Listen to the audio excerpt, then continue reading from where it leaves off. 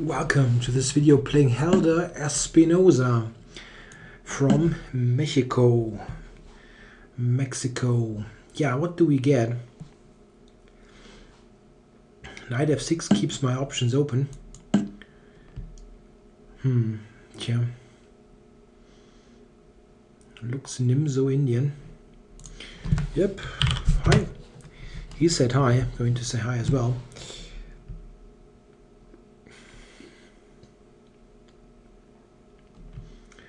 Yeah, knight f3, knight c3. Okay, I'm going for the Nimzo. It's really too good an opening to not play. I mean, you can play here d5 for the Queen's Gambit, which is gaining popularity recently. The classical Queen's Gambit declined move order. Black has recently fared quite well in the exchange variation. And this means that d5 is kind of getting back into fashion, because only the exchange was a problem there. Okay, what do we get here? White now is having this big choice. Bishop d3, knight e2. Yeah, maybe a3 for an offbeat transposition to the Sämisch. Bishop d3, however, is the most common move. But knight e2 is a move that is recently, they all play that. It recently has been promoted in quite a number of books by Schandorf, Watson, Russian, I think he's Russian, Alexei Kornev, a grandmaster. They all promote knight g2, but it is a case where they mostly go for that move because of the here go d6, I think, or I can still go d5. Okay, I played let's go d6. They mostly go for that because they don't find any advantage anywhere, and knight e2 is at least a rather early way to cut some theoretical workload. It is really not giving any advantage, but this is the case in almost, or in let's say almost all Nimzo lines. Okay, so I switched my setup here to a d6 e5 based setup right after he has committed to knight g3 and bishop to d3. I'm just playing it like it was like an old Indian or so, with c6 and so on. I might even play g6, bishop g7. It is a time loss, of course, compared to a King's Indian, because I have played bishop b4 and back. But white has played a couple of moves in the meantime, like a3, e3, knight g3.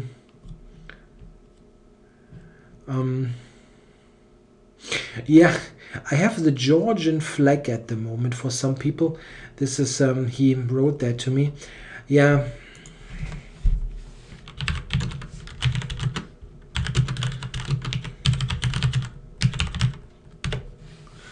I have to change that.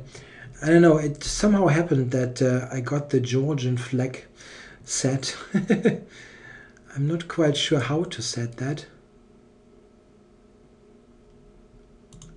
How do I set that?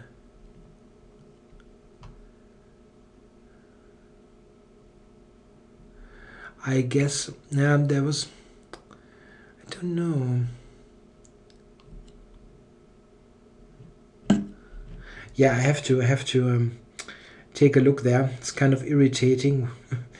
I mean, I don't have anything against Georgia as a country or so, but it's kind of irritating for the opponents that this flag is there. So how do I change that? Maybe somewhere here.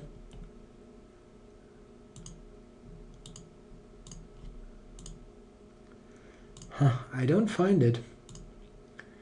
Simply don't find it.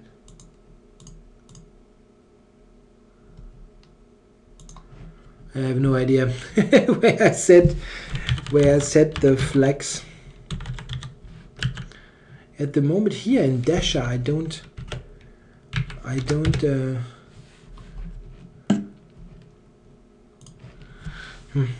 know. I don't even see it. Don't see it at the moment. So what am I going to do here? Yeah, maybe I should really prepare for the fianchetto. My position is rather flexible. It's I mean, it's nothing brilliant, but white doesn't really have anything great to do.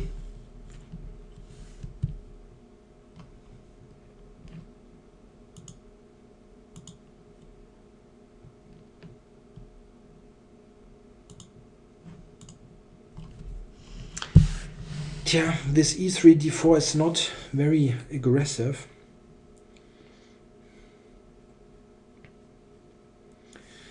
He can play, of course, simple moves like bishop b2 or so, but it's not quite clear what his active plan is. I mean,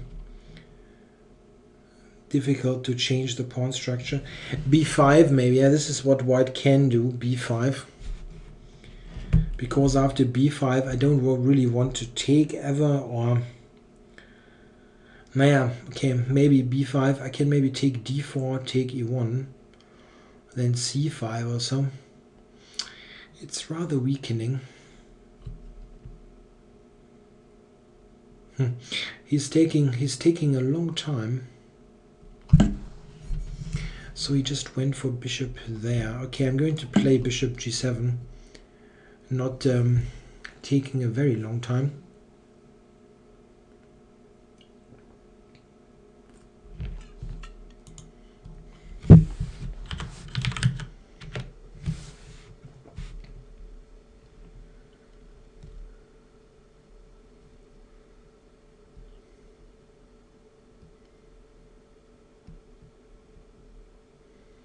I have no idea why I have the Georgian flag set.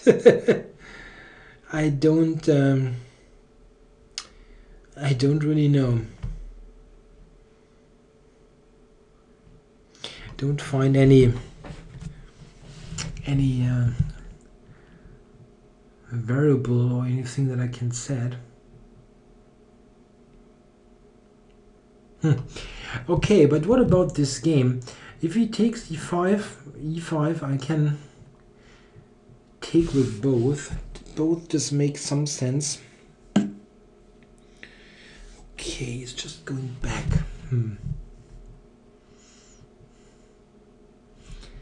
Yeah, I wonder about all this. Should I take here? Take here. Come on, let's play in a simple way. Pawn takes, and then like d5 is definitely okay for black. And knight takes. I go knight e5 and then possibly d5. Yes. Yeah, white does not have enough influence in the center here. Especially the knight on g3 is notoriously misplaced. This is actually what I don't like much about the knight e2 line. The knight is not so great on e2 and will often move again. And it mostly goes to squares, g3 and f4, where it does not really do that much. Wow, he's taking a long time here. Right in the opening.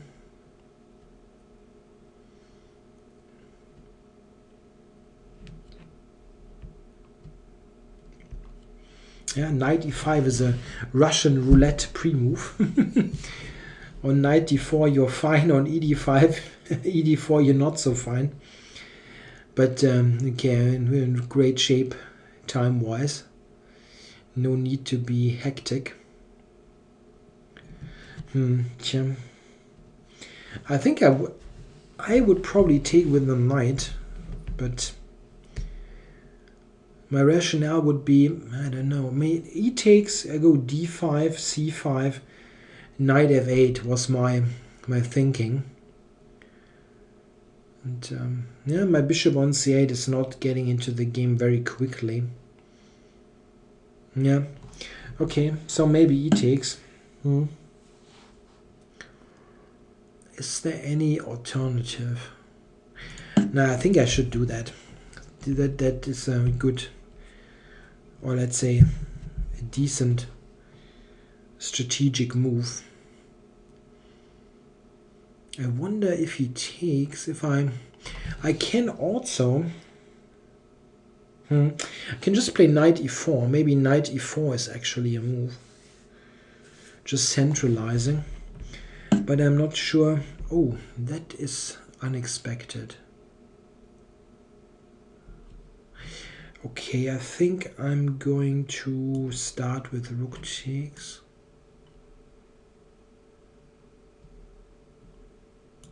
Yeah, check. Okay, misplacing the queen here on e1 should be okay. And then takes and knight b6. He has no sacrifice or anything. Yeah, that looks quite fine. Gaining a tempo with knight b6. I have d5 quite securely blocked. And a possible endgame looks quite promising, actually. Yeah, bishop b3 is the only move that this is the obvious move, let's say. Saying it's the only move that makes some sense is maybe a bit strong, but I don't really see what else. And then I was thinking queen d6 might be good. Gaining a tempo on the knight. Gaining a tempo on the knight and preparing bishop to d7 and rook e8. Yeah, I think that is good. I have it's no use to think about ages about that. It makes perfect sense. I don't think there's something better, or let's say much better. Knight d5 was a possibility. Just blocking the whole thing completely. Yeah, knight fd5 especially would have been an idea.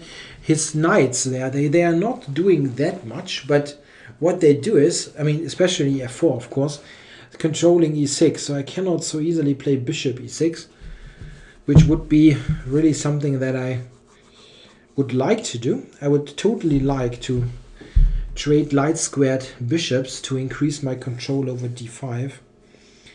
This is definitely the piece I want to trade. In general, I like to trade here, of course. That move I did not even think about briefly. Interesting. That's kind of weird, but not bad, probably.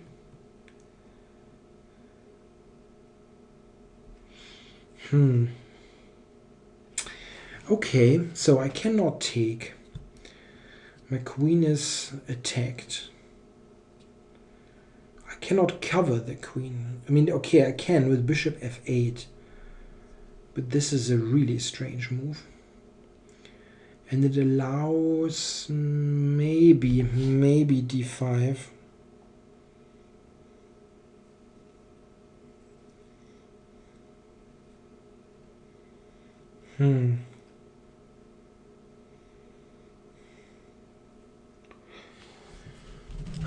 I did not think about this at all. I'm not sure if it is a problem, but I did not think about the move. Maybe just back to d8, threatening a discovery of the knight. Or to f8. If I go to f8, he might have queen c7.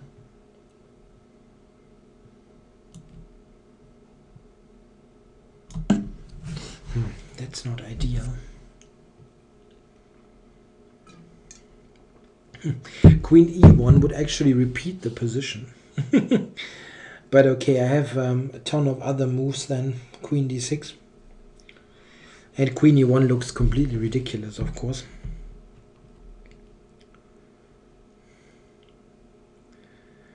Okay, I think rook to e1 is something that might happen.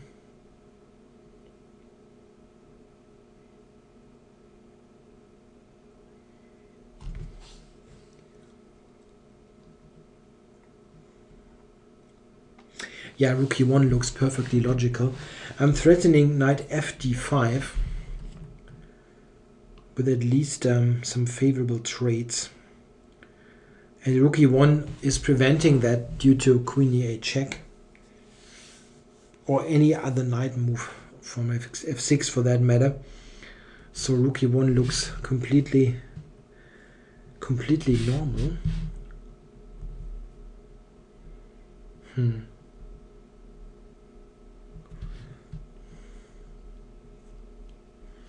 I was thinking maybe knight b to d5 in that case.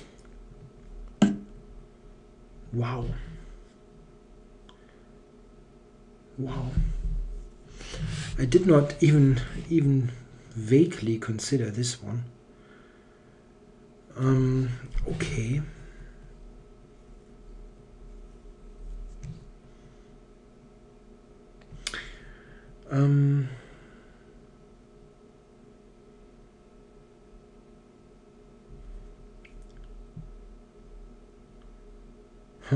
That looks really wrong. This looks like a strange wrong move.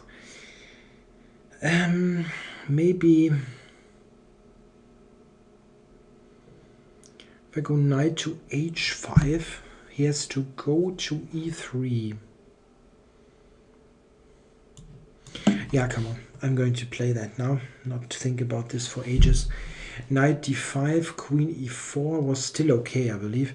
Here queen e4 is failing due to knight g3, bishop f5, dropping the rook on b1. Oh, and that happens. Yeah, queen e3 was necessary. And then I'm okay, but not winning. Yeah, this is winning the exchange.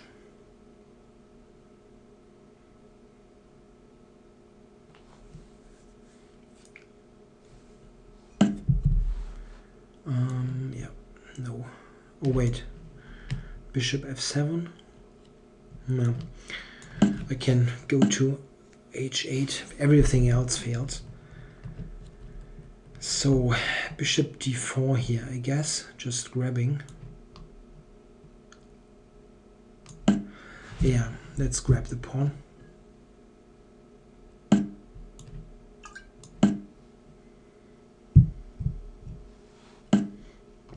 Maybe he could have taken on f7 again. Oh, he's offering a queen trade. That's nice.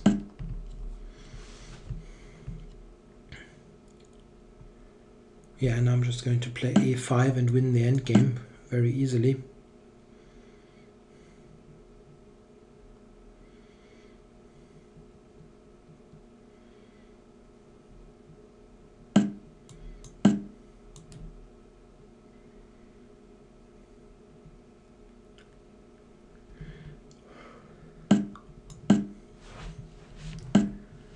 Yeah, so I need the king.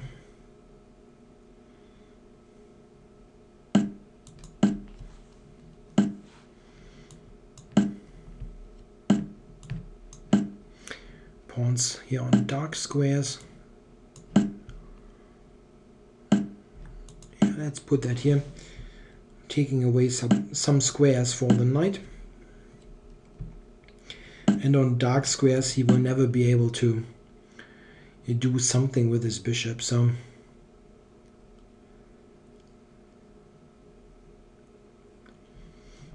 it feels check, very solid. Check. Yeah, here we're going to trade now. Knights, I guess. Check.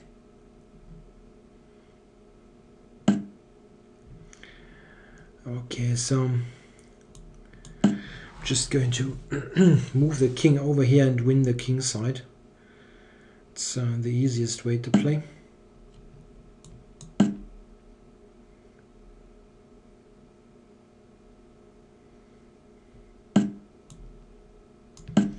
He cannot take c5 due to rook c8.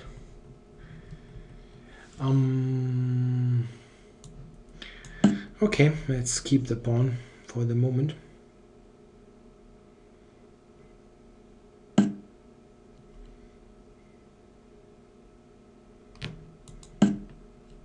Check.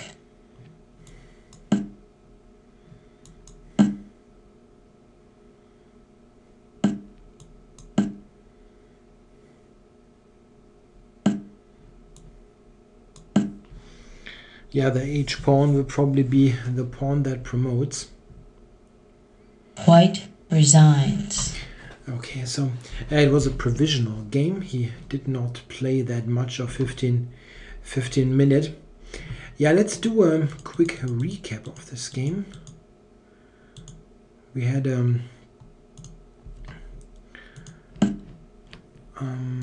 it's asking me for one more game. I really have to leave. Okay, let's have a look at the game. So this is kind of normal, and against knight g3, black has more than one possibility. The simplest one and probably best one is to go just d5. But I like to mix the structures here a little bit. d6. d6 is definitely right against knight to f4, which is also a line, and this will win a useful tempo. Yeah, here. So okay, I went d6 and e5, and well, here I think white is definitely okay. Castles, went c6, b4. I think all this should be good for a slight edge. As mentioned, I don't think d6 in this particular order. g6, bishop b2, at all normal. Yeah, and here, I mean, I don't know, knight e2 is a bit passive, but yeah, I think around here I should be okay. But I was thinking he really has to go c5 just to gain a little bit of space. And here I was thinking, I mean, probably just knight f8, or knight e4 is also interesting. This is probably about equal, or maybe a slight edge for white due to the space, but not much. Yeah, this is surprising because it gives me the better structure now. I have the d4 pawn that I can attack. It is isolated, and it's not clear what white has in terms of activity. Yeah, this was a queen e5 was strong. I did not see the move at all, which means queen d6 is probably not good. I should probably just play a normal move here, like knight here or the other knight, something like that. Yeah, and here I really have to go back. It's kind of awkward. Yeah, and now he surprised me by playing this strange move a bit. I think rook e1 looks very normal. I mean, just taking some control over the e-file. And I don't know, I probably play bishop d7 or something and then see what happens. I was also thinking that this might be a move, like this and this, which at least allows me to develop with bishop e6. This is probably about equal. Yeah, rook b1 though is a bit strange. And now this is just blundering it. I was thinking he has to go here. And this is what I would have played, which gives black the slightly better game at least.